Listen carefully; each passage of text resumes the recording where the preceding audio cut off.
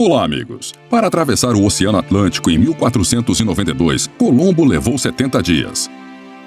O aviador Lindenberg, em 1927, levou 33 horas. E nos dias de hoje, uma aeronave supersônica faz isso em 3 horas. No vídeo de hoje, você descobrirá em que meios as pessoas viajavam enquanto o transporte evoluía e como ele foi desenvolvido há mais de 100 anos. Vamos começar com o transporte aquático. O maior navio do século XIX foi o navio a vapor britânico Great Eastern. Ele foi o primeiro grande navio construído inteiramente de metal e, além do motor, também tinha velas. Para construir o casco de 211 metros, foram necessárias cerca de 30 mil placas metálicas, cada uma pesando cerca de 300 quilos. E para realizar esse trabalho, foram necessários 3 milhões de repites. Na construção, trabalharam 12 mil pessoas e dentro do casco duplo, crianças se espremiam entre as paredes para passar os rebites. O casco concluído pesava cerca de 11 mil toneladas. A construção do Great Eastern foi um empreendimento complicado, que levou 4 anos e o projeto ultrapassou o orçamento planejado em 4 vezes. Mesmo o primeiro lançamento do gigantesco navio, na presença de 100 mil pessoas e autoridades de alto escalão, não teve sucesso. O navio foi preso nos trilhos, 2 trabalhadores morreram, vários foram feridos e, a partir desse momento, o navio foi considerado azarado. No entanto, a resistência do navio a vapor era lendária. No final de 1861, ele enfrentou uma tempestade que danificou o leme e as rodas de pás. Danificou parte da cabine de passageiros, mas felizmente ninguém se feriu. Naquele momento, o navio danificou a parte externa do casco duplo, mas os passageiros nem perceberam. Um navio menor afundou a um furo menor, o Titanic. No entanto, a má reputação afastou literalmente todos os passageiros do navio e, em 1865, o navio mudou de especialização. Tornou-se um navio de cabos. Em 9 anos de operação, ele instalou 5 cabos através do Oceano Atlântico e 1 em Bombay, para Aden. Agora falaremos sobre a criação dos trens. Afinal, os trens são um dos meios de transporte mais importantes em todo o mundo. Milhões de passageiros viajam diariamente por ferrovias, e ninguém se surpreende que seja possível comprar um bilhete de trem online e embarcar apenas mostrando ao fiscal o bilhete eletrônico. Os primeiros trens atingiram a enorme velocidade naquela época de 6 a 10 quilômetros. Embora os trens tenham surgido muito antes do transporte automotivo e especialmente do transporte aéreo, o desenvolvimento das ferrovias foi, pode-se dizer, recente. Há 200 anos, ninguém poderia imaginar que, em breve, as pessoas poderiam viajar confortavelmente a grandes distâncias sem a ajuda de cavalos. Um protótipo de trem muito primitivo pode ser chamado de carrinhos, que começaram a ser utilizados no século XVIII na Europa. Entre pontos específicos, como uma mina e uma vila, eram colocados vigas de madeiras que desempenhavam o papel de trilhos modernos. Os carrinhos se moviam para frente e para trás sobre eles, puxados por cavalos ou pessoas. No final do século XVIII, os carrinhos individuais começaram a ser conectados entre si por anéis de ferro para aumentar a eficiência do transporte. Esses comboios curtos de alguns carrinhos carregados, transportados sobre trilhos de madeira com a ajuda de cavalos, tornaram-se o protótipo dos trens modernos usados hoje. Em 1804, o engenheiro e inventor inglês Richard Trevithick demonstrou ao público o primeiro trem a vapor. A estrutura consistia em uma caldeira a vapor de forma cilíndrica, a qual estava acoplado um vagão de carvão e espaço para um foguista, e um vagão no qual os interessados poderiam dar uma volta. O primeiro trem não despertou muito interesse dos proprietários de minas, que Trevithick queria atrair. Talvez, essencialmente, sua invenção genial tenha sido à frente de seu tempo, como muitas vezes acontece. O alto custo dos materiais para fabricar trilhos, a necessidade de criar todas as peças do trem manualmente, a falta de fundos e assistentes qualificados. Todos esses fatores negativos levaram ao fato de que, em 1811, Trevithick abandonou seu projeto. Usando os desenhos e as ideias de Trevithick, muitos engenheiros europeus começaram a criar e aperfeiçoar vários tipos de locomotivas a vapor. Desde 1814, vários modelos foram projetados e operados com sucesso pelos proprietários de grandes minas. Os primeiros trens de carga podiam transportar cerca de 30 a 40 toneladas e atingiam velocidades de 6 a 8 km/h. Em 19 de setembro de 1825, o primeiro trem conduzido por seu criador George Stephenson percorreu a primeira ferrovia pública entre Darlington e Stockton. O trem foi composto pela locomotiva Locomotion, 12 vagões de carga com farinha e carvão e 22 vagões com passageiros. O peso total da composição, incluindo cargas e passageiros, era de 90 toneladas, e sua velocidade variava de 10 a 24 km/h. Em 1830, na Inglaterra, foi inaugurada a principal rota Liverpool-Manchester. No dia da inauguração, o primeiro trem de passageiros passou por ela, incluindo um vagão postal, também o primeiro do mundo. Depois que o primeiro trem foi criado e lançado, as pessoas começaram a pensar em conquistar o espaço aéreo. Antes da era da aviação, as pessoas construíram 2 dispositivos que voavam com sucesso. Entre eles, o balão de ar quente e o dirigível, sendo que os primeiros sobem ao céu por conta própria, enquanto os segundos são equipados com um motor a vapor. A aeronave conhecida como dirigível é famosa, mas poucos sabem que sua terra natal é a França. Inspirado pela ideia do balão de ar quente, o matemático francês Charles Ménard, considerado o pai dos dirigíveis, desenvolveu seu projeto único de aeronave. Um pouco mais tarde, usando as ideias de Ménard, o francês Henri Riffard construiu o primeiro dirigível, no qual o inventor conseguiu subir ao céu em 1852 e voar cerca de 28 km a uma velocidade máxima de 8 km/h. O dirigível tinha uma forma alongada parecida com um charuto. Sua extensão era de 44 metros e o diâmetro 12 metros. A aeronave era equipada com uma máquina a vapor com uma hélice aérea. Um impulso significativo ao desenvolvimento acelerado da construção de dirigíveis foi dado pelo inventor alemão Ferdinand von Zeppelin. Suas aeronaves eram usadas não apenas para fins pacíficos, mas também para fins militares no início da Primeira Guerra Mundial. Esses dirigíveis tinham uma estrutura extremamente leve e uma forma alongada semelhante a um charuto. Parecia que eles estavam flutuando pelo céu sem gastar nenhum esforço. Com o tempo, não apenas as dimensões, mas também a importância dos dirigíveis cresceram.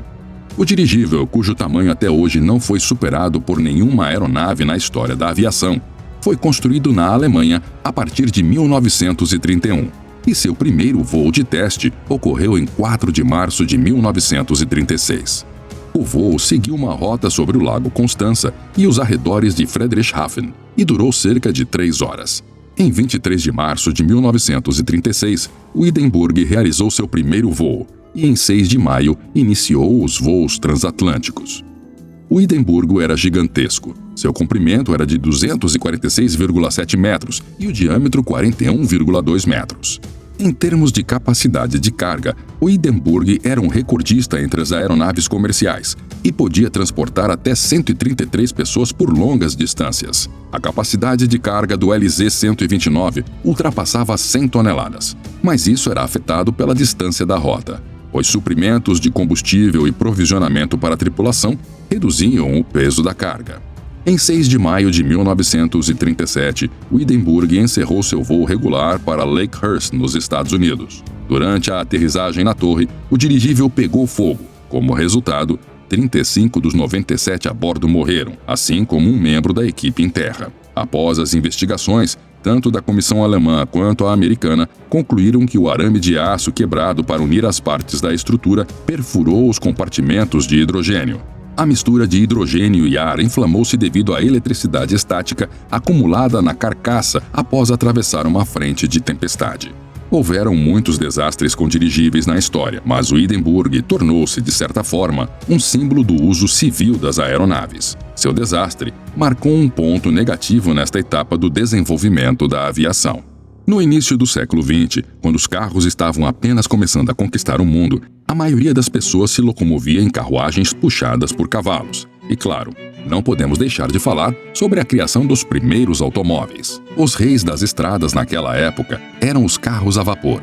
Em 1902, nos Estados Unidos, dos 909 carros conhecidos, 485 eram a vapor. Poderosos e versáteis graças ao enorme torque, eles exibiam uma dinâmica excelente, tinham um sistema de controle simples e um grande recurso de motor. No entanto, apenas homens fortes, sem medo de trabalho árduo, podiam lidar com eles. Antes de uma viagem, o proprietário precisava encher o sistema com vários baldes de água, aquecer a caldeira até a temperatura de trabalho e só então se sentar ao volante. Durante o movimento, era necessário monitorar cuidadosamente a pressão do vapor e regular manualmente a alimentação do óleo no pistão.